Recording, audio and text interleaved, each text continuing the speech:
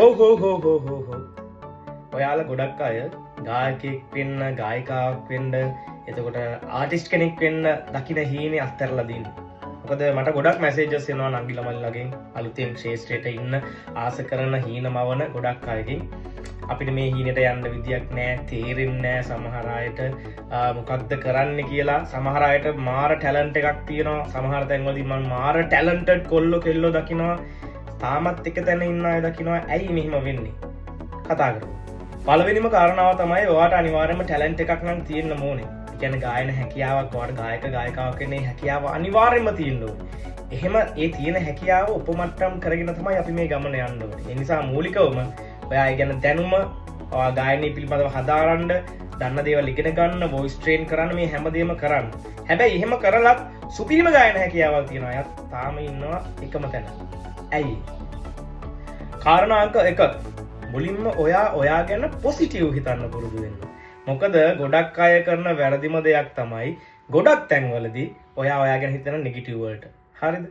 ඉතින් ඒක මම පොඩි උදාහරණයක් දෙන්නම්. අවුරුදු 15 16 ඉඳන් මම සිං කරන්න try කරනවා, ඉගෙන ගන්නවා, තරඟ වලට apply කරනවා, තරඟ වලින් කැපෙනවා.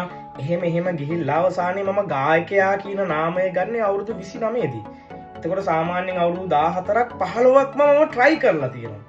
අනේ මේ දැන් ඉන්න පොඩි කොල්ලෝ කෙල්ලෝ මට මැසේජ් දානකොට දාලා තියෙන සමහර මං අහනවා අයි මල්ලි වයස කීයද?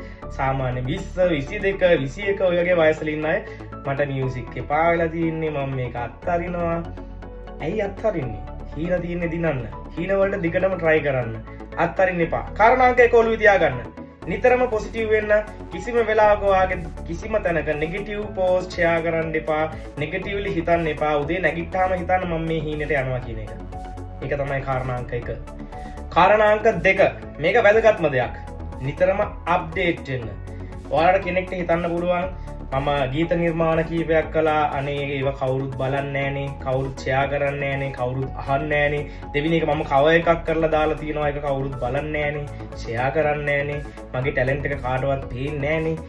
එතකොට මගේ නිර්මාණ ටික මං රූපවාහිනී නාලිකාවලට දුන්නා, ගුවන්විදුලි නාලිකාවලට දුන්නා.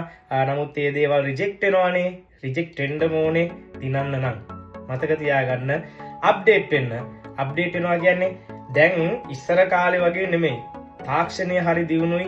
එතකොට අපි ෆෝන් එක අතර ගත්තාම ගොඩාක් අය Facebook, YouTube, එතකොට TikTok මේ හැම දෙයකම ඉන්නවා. ඔයාට ලස්සන ෆෑන් බේස් එකක් හදන්න පුළුවන්, ඔයාගේ ටැලන්ට් එක පෙන්වන්න පුළුවන්. නිතරම පුළුවන් හැම වෙලාවකම ඔයාගේ නිර්මාණ ඒ හරහා ඉදිරිපත් කරන්න. ඔයා බලන්න මගේ page එක, මගේ TikTok දිනුම, මගේ YouTube එක. ඒ තුනම නිතර දෙවේලේ අප්ඩේට්. මම මගේ ටැලන්ට් එක පෙන්වනවා ඔයාලට. ඒ පෙන්වන හින්දා තමයි මගේ ටැලන්ට් එක දැකපු අය මට ෂෝස් වලට කතා කරන්නේ. මගේ ටැලන්ට් එකට ආදරය කරන අය මාව ෂෝස් වලට ගෙන්නන්නේ. අන්නේ ටැලන්ට් එක හදාගන්න මුලින් ඔයාගේ ටැලන්ට් එක පෙන්වන්න ඔයා වටේ ෆෑන් බේස් එකක් ඔයා හදාගන්න ඕනේ. ඒකට ඔයා කැප වෙන්න. කාරණාංක 4. ඔයා නිර්මාණශීලී වෙන්න. මොකද්ද මේ නිර්මාණශීලී වෙනවා කියන එක? අපි හිතමු ඔයා කව එකක් කරලා දානවා, ඔයාගේ නිර්මාණයක් කරලා දානවා platforms වලට. නමුත් ඒක ලොකුවට views එන්නේ නැහැ. ගොඩක් අය බැලෙන්නේ නැහැ. එතකොට viral වෙන්නේ නැහැ. ඉතින් ඒකට හේතුවත් ඔයාගේ නිර්මාණශීලීත්වයත් එක්ක බැඳිලා තියෙන දෙයක්. අපි මේ නිර්මාණයම අපි හිතමු ඔයා සාමාන්‍ය ගයක් ඇතුලේ මේ වගේ තැනක ඉඳන් කරන නිර්මාණය ඔයා ගගා කයිනකට ගිහිල්ලා සිං කරනවා ලස්සනට. ස්වභාව ධර්මයේ හඬත් එක්ක ඒ වගේ දේවල් එක්ක සමහරට අන්න ඒ වගේ දෙයක් viral වෙන්න පුළුවන්. ඉඩකඩ වැඩි. අන්න ඒ දේවල් ගැන හිතන්න. වෙනස් දේවල්, වෙනස් තැන්. අපි හිතමු තනියම කියන song එකක් දෙන්නෙක් එක්ක කියලා try කරනවා.